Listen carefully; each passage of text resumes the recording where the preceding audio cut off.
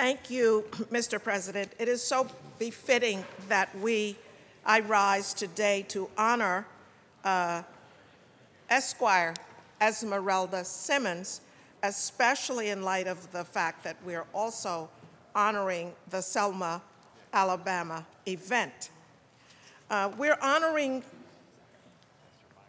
Esmeralda today for her role in founding the Center for Law and Social Justice at Medgar Evers College. That's so true. And what she has done there to empower so many parents, especially, and others in her community. We also note that she was the first Deputy Commissioner for Human Rights for New York State.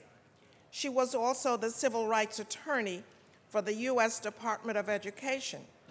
And she was also New York State Assistant Attorney General and the New York City Assistant Corp Counsel. However, I want to point out a role that she has played as it relates to voting rights that is not in this particular resolution. And that is the fact that as a young attorney in the city of New York, Esmeralda Simmons, along with a couple of her colleagues, in concert with PERLDEF, the Puerto Rican Legal Defense Fund, the NAACP Legal Defense Fund, was able to go into court and sue in the name of Voting Rights Act of the 1967 Voting Rights Act, and especially as it related to the drawing of districts which allowed for the representation of the people who actually lived in those districts. So this Voting Rights Act case was brought on behalf of people living in the County of Kings and the County of Queens, especially.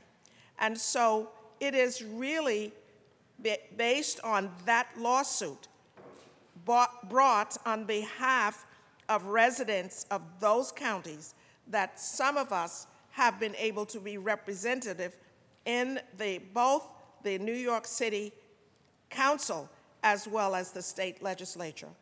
So I am truly indebted to the work of Esmeralda Simmons, who, as a voting rights special attorney, has been able to create a level of representation in the houses of the legislature at both the city and the state level that we enjoy today.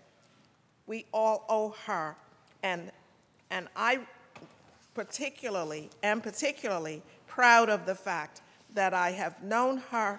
She has worked in her community with those of us in elective office, but more especially on behalf of the citizens, that she has been able to ensure equal representation in their communities and in the legislatures of the city and the state.